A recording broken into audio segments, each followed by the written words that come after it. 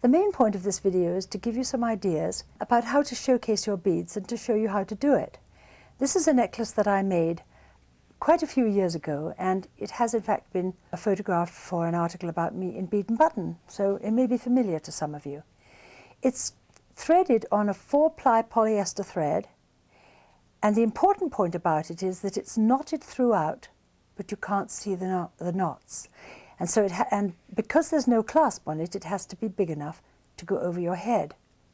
So in this case, it was quite simple.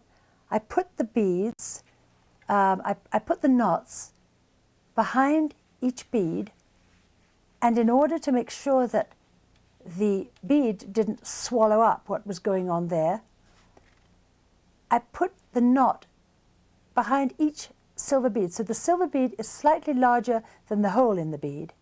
And when I threaded it up, and I'm going to show you how to tie these necklaces, I put a knot behind each bead. There's a knot just inside there on each bead.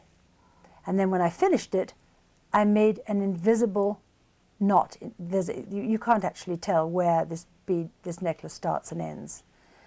So let's look at another necklace.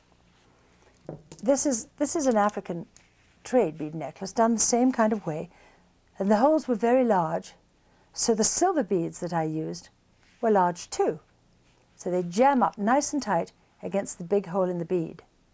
But behind each, because the hole in the silver bead is relatively small, there is in fact a knot at each pulse, just one knot on one side of this bead, but it gets knotted and then the bead gets packed up against it, and so the knot disappears. And then and on this one again, there'll be one bead that has both ends of the necklace knotted up inside it, and I'm going to show you how to do that. So, you know, it's just African trade beads, as we loosely call them, they're just so beautiful when you use them with the right proportions. They're not easy to design with, but they present the same design problems or even solutions. You can get the same solutions with African trade beads and your own lampwork beads. And I feel that when beads are large, they definitely present different problems. So let's go. I'm going to show you how to knot a necklace with big beads. I want you to imagine actually that these beads here, which I made with recycled stained glass scrap and made very simply, I want you to imagine your own beads in this necklace. And I'm using caps, which is just a little more refined than the other necklaces I showed you, and I really love to cap the larger beads. So the first thing I'm going to do is to put a fairly nice amount of string at the end and tie a knot in it so that A, the beads can't fall off, and B, there's plenty of string to work with if I should have a design idea at the end. So I keep that like that. Then I'm going to knot off the other end because we don't want anything slipping off by a mistake, which can happen. So now everything's safe. It's very important to enclose everything that way. So I'm going to push this down onto that knot. Later this knot is going to be undone. You need to give yourself plenty of string to work with. And I'm going to make the first knot. And it's going to go inside this bead cap and pull it tight. So that's the first knot.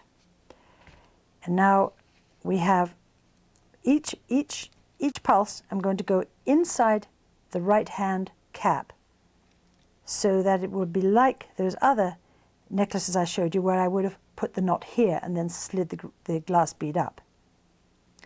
So here we go again. You have to leave yourself a reasonable amount of room to drop your beads through, and you knot. You put your pliers right inside that bead cap, the very tip of them.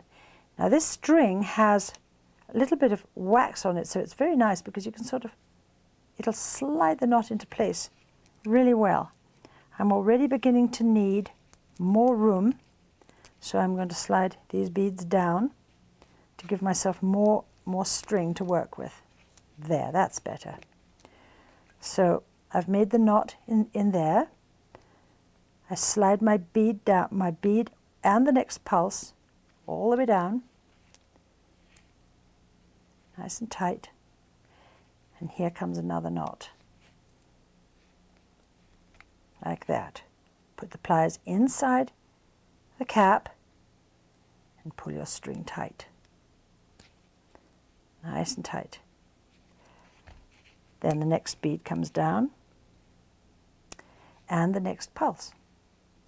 So each time you're going for the right hand side of your lampwork bead, whether there's a cap there or not, you're going for the right hand side.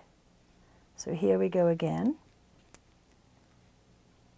And as time goes on, you're going to be, putting more and more beads through that loop. So you just have to keep your head and keep going, and it'll all work out when you get to the end. So there's another. So I'm going to show you one more, and then rather than use up lots of film tying up the necklace, I'm going to finish it off camera and then show you how to finish the end of it. So here's one more. See, it's all nice and tight. And so here comes one more. Drop it through the hole. It's really very simple and rather relaxing after a while. You pull your string.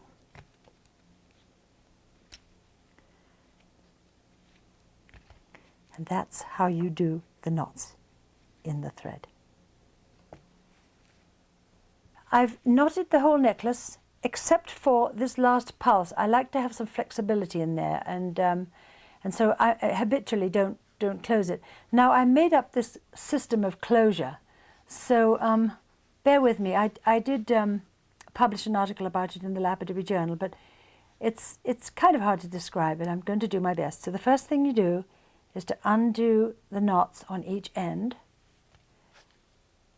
Let's see. Just get those open so that you've got two open ends, so that you can do your knotting thing. Let's see, there we go. Now, I'm going to show you the knot that I'm going to use initially, and I'm not actually quite sure why I use it, except that I learned it when I was a little girl in Brownies, in the junior Girl Scouts in England, and it just seemed like the right knot to use, because it has a certain stability, but it also has some flexibility. You'll see. So I go right over left and left over right, and what we get is what we call a reef knot. So that's the knot I'm going to initially use. So I get to the head here, and I'm going to go right over left, and then I'm going to go left over right. It's all going to go in under that cap. So that's the first knot, and I'm going to pull it tight. Then I sort of ease the whole thing open a bit, and I take one end and I slide it through the tunnel to get it open. Luckily, the thread being waxed, it can slide to a certain extent. I slide it through until it comes out the other side. It's more difficult with the caps than it is with the plain beads, I'll tell you. So through it goes. So now I'm going to tighten this knot. Now that I've been able to get in there, I'm going to tighten that knot. Then I'm going to make one more loop, and I'm going to pull this thread through with that extra little loop, just to make the knot a bit more secure. And now it's inside the bead. So now I'm going to cut the thread on this side,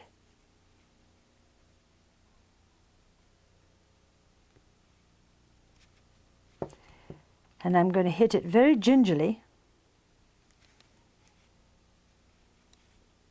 with the flame. It just gets a little blob onto it and makes it less likely to undo inside the bead. and I'm going to push that knot into the bead, into the hole in the bead. Close it off like that. Now, this is the tricky part. I'm going to take some glue. I don't usually use glue in jewelry. This is the only time that I use glue in jewelry making. And I have a needle on the end of here. This is a crystal glue. This is for gluing crystals into watches. But you can use any kind of epoxy that has a little log thing on it like this. And I'm going to go in, and we're going to squeeze some glue into there, which will gum up the knot inside. Now, I'm going to cut the other end. There we go. And I'm going to hit that with a flame just to end off the thread. And I'm going to push that into the inside of the bead, in under the cap somehow. Yep, and you go. There. So now the knot is inside. So I'm going to now take the crystal glue and I'm going to run it around the edge of this silver bead, all the way around it, and around the top of the glass of the bead. And I'm going to do it on the other side too.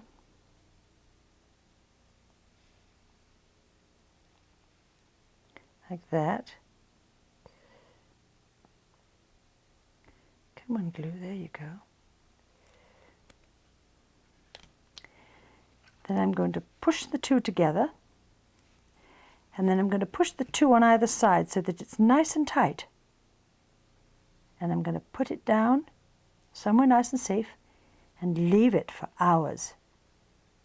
The knot is inside, it's sealed in, there's glue on the knot inside, and this necklace should last for a very, very long time.